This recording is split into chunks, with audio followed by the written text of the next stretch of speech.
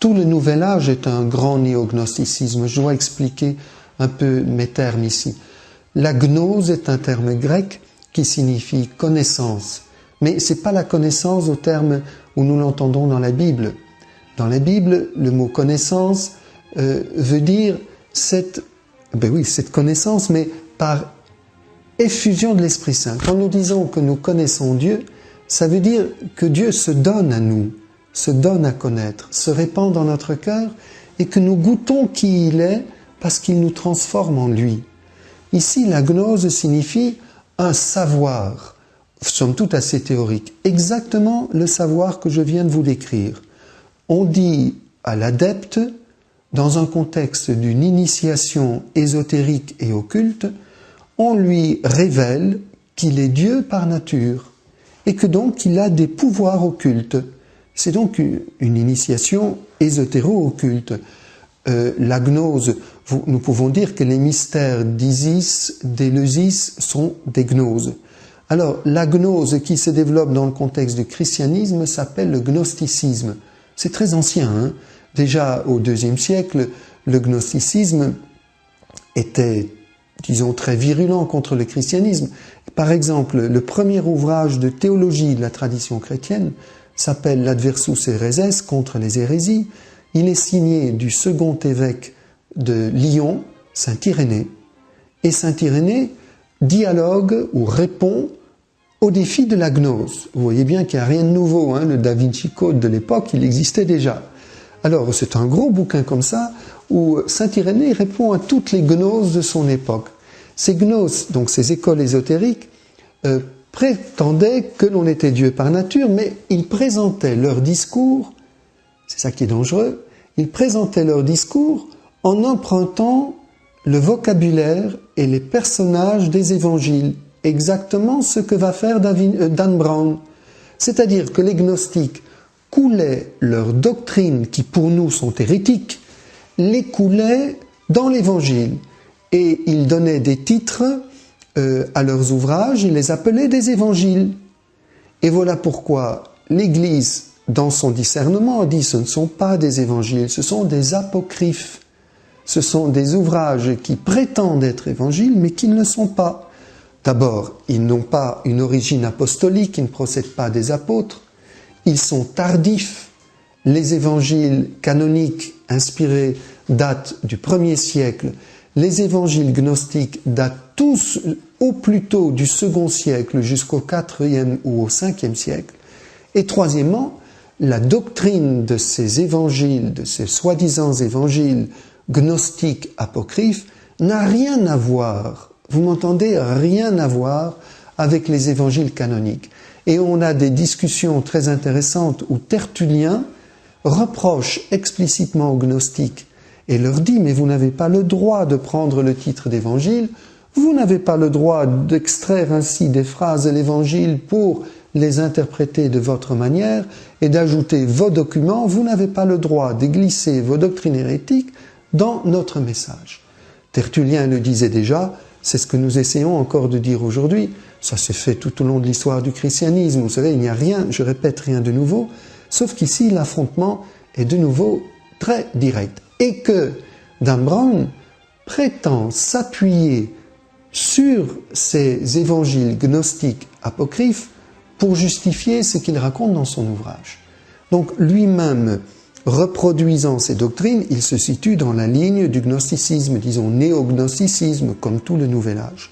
Alors, voyons un petit peu ce qu'il raconte à ce niveau-là. Donc, premier mensonge, et sur lequel il insiste, selon lesquels les apocryphes seraient antérieurs aux évangiles canoniques. Même un non-croyant qui est scientifique vous dira non, c'est faux. Les évangiles apocryphes datent tous, je dis, les plus anciens sont le 2e siècle, la plupart 3e, 4e, voire 5e siècle. Donc l'antériorité, c'est bien les canoniques. Bien. Alors, deuxième point, il prétend à partir de là que les gnostiques étaient antérieurs, et il dit que les évangiles canoniques sont des anciens évangiles apocryphes que l'Église de Pierre a transformés. Je viens de vous dire que nos évangiles sont antérieurs, donc cet argument tombe complètement. Mais quelle est la visée de notre Dan Brown. Au fond, il essaie de dire que c'est, et il le dit explicitement d'ailleurs, il dit que c'est Constantin qui aurait fondé le christianisme. Il dit, Constantin rassemble en 325 le concile de Nicée, c'est tout à fait juste, non pas parce que lui a décidé qu'il y aura un concile, mais il est l'empereur, et les évêques se réfèrent à l'empereur pour rassembler tout le monde. On a, Dieu merci, des descriptions très détaillées, les historiens ont des documents très détaillés de ce premier concile œcuménique de 325. Nous pouvons donc montrer, page par page, que Dan Brown ment. Même ici, dans notre monastère, nous ne sommes quand même pas la Bibliothèque nationale de France, je peux aller vous chercher un bouquin, l'ouvrir devant vous et vous lire la description de tout ce que nous savons, des documents de l'époque sur le concile de Nicée. Nous savons le nombre d'évêques qui étaient là. Nous le savons par 2 historiens différents et un père de l'Église.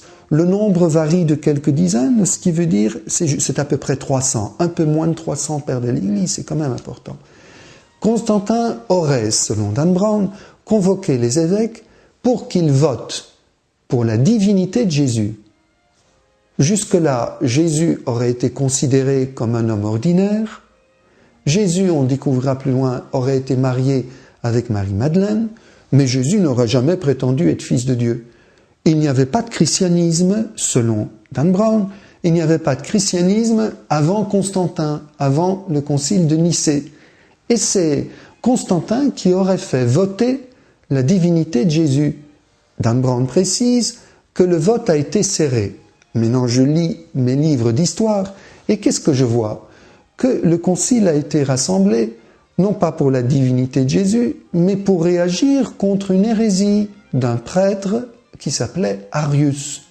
Et Arius mettait en cause que Jésus soit pleinement Dieu.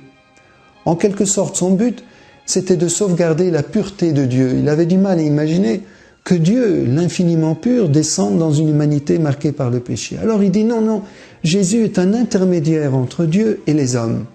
Immédiatement, les évêques ont froncé les sourcils, ont dit mais ça ne marche pas ça. Ils ont suscité un concile pour que on trouve et on définisse des termes qui pour toute l'histoire de l'Église signifieraient clairement que Jésus est pleinement Dieu. Et là c'est le terme homoousios, c'est un terme grec qui signifie consubstantiel, que nous disons tous les dimanches dans notre credo. Il est de même nature que le Père.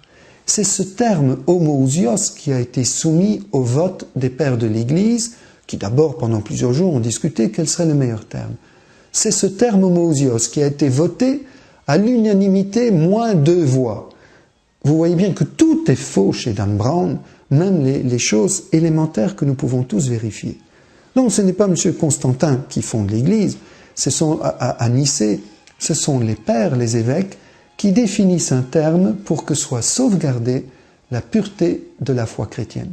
D'ailleurs, avec un petit peu de bon sens, si le christianisme commence en 325, de quoi parlait-on avant 325? Si Jésus est un homme comme les autres, mais sur quoi les pères de l'Église ont-ils écrit? Si Jésus est un homme comme les autres, pour qui les martyrs ont-ils versé leur sang? Et que faisons-nous de toute la littérature patristique?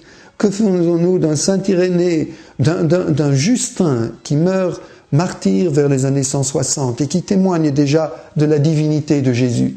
Que faisons-nous de Saint Clément, d'Origène et de tant d'autres qui tous ont affirmé la divinité du Christ? Et même si nous cherchons la foi populaire, la lettre des Diognettes, c'est vraiment la foi du peuple de Dieu, affirmait fièrement que Jésus est Seigneur et Sauveur, Fils unique de Dieu. Pour celui qui connaît tant soit peu le christianisme, cet ouvrage de Dan Brown est une monstruosité de mensonges. Et pourtant, le succès est là. Alors voilà, il fait exactement le même travail que les gnostiques. Il essaie de récupérer le christianisme en prétendant que les chrétiens sont des menteurs et de substituer au message chrétien son propre message qui n'a rien à voir avec l'évangile et qui est une gnose, qui est une prétendue connaissance de la divinité de l'homme, une prétendue connaissance d'un Dieu immanent, ce que je viens de dire à quelques instants, d'une grande déesse que l'on pourrait expérimenter dans des rituels hiérogamiques. Au fond, c'est une lamentable régression vers un néopaganisme auquel Dan Brown nous invite, mais dans un style très agréable, qui est comme un hameçon caché, dirons qui est comme un appât, mais dans cet appât, il y a un hameçon qui est caché, et cet hameçon est très dangereux.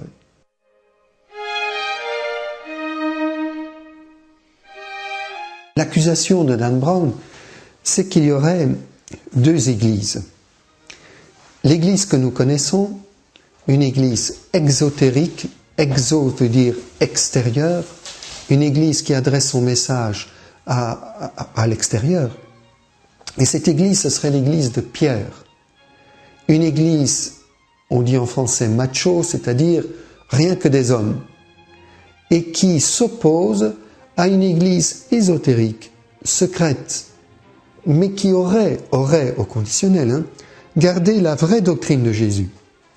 Et cette église serait l'église de Marie-Madeleine, une église dirigée par une femme. Vous voyez, ce serait l'église de la grande déesse. Je vous parlais d'un naturalisme qui s'opposait au christianisme.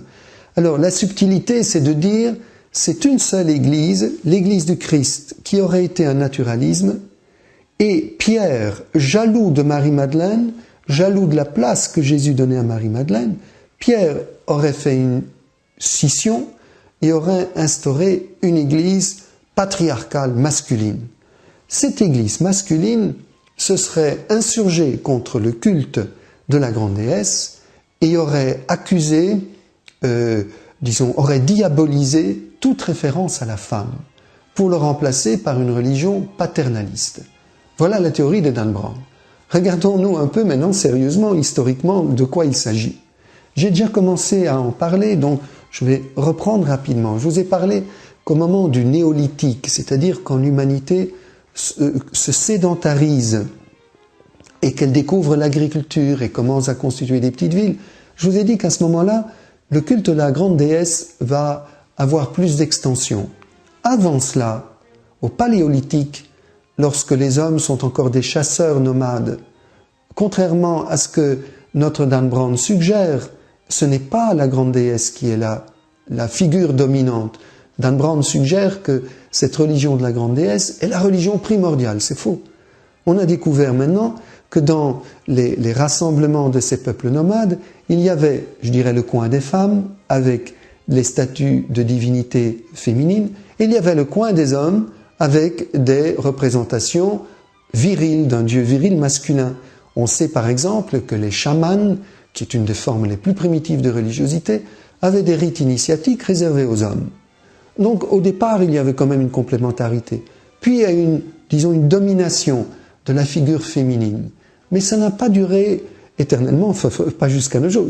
Dès le 3e millénaire, avant notre ère, avant le christianisme, au moment de la constitution des grandes royautés, des grands empires, par exemple les Sumériens, c'est un des premiers grands empires, les Sumériens vont invoquer des dieux célestes masculins, on dit des dieux ouraniens, alors que les dieux de la terre féminins sont tectoniques. Les Sumériens vont instaurer une toute autre, on va revenir, c'est là en fait que la grande déesse va être détrônée par des dieux masculins. C'est facile à comprendre pourquoi. Le roi a besoin d'assurer son autorité en se référant à un dieu. Il reçoit son autorité d'un dieu. Ajoutez à cela que lorsque les peuples indo-européens vont descendre du nord et envahir tout le bassin méditerranéen, ces peuples indo-européens ont eux aussi des dieux ouraniens. Et c'est ainsi que le dieu masculin va dominer. Mais restons avec les Sumériens. J'ai dit 3e millénaire avant notre ère.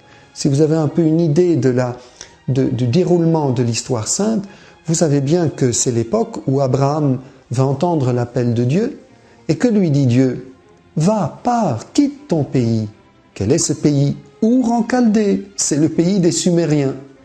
Donc Abraham est appelé par Dieu alors que les Sumériens ont déjà détrôné la grande déesse et l'ont remplacée par leur dieu masculin. Donc quand Dan Brown accuse les chrétiens d'avoir détrôné la grande déesse et remplacé par leur Dieu Père, mais je suis désolé, monsieur Dan Brown, mais c'est pas les chrétiens, ça pourrait éventuellement être les Juifs, mais je viens de dire que ce ne sont pas les Juifs non plus, puisque l'appel qui repose sur Abraham, qui fait quitter Abraham Our en Chaldée, est postérieure à cette grande, disons, même pas révolution, mais évolution religieuse qui a fait que la déesse a été remplacée par un dieu masculin. Encore une accusation, mais qui est historiquement totalement fausse. Mais on sent bien ce qu'il y a, quel est le but de M. Dan Brown derrière cette attaque.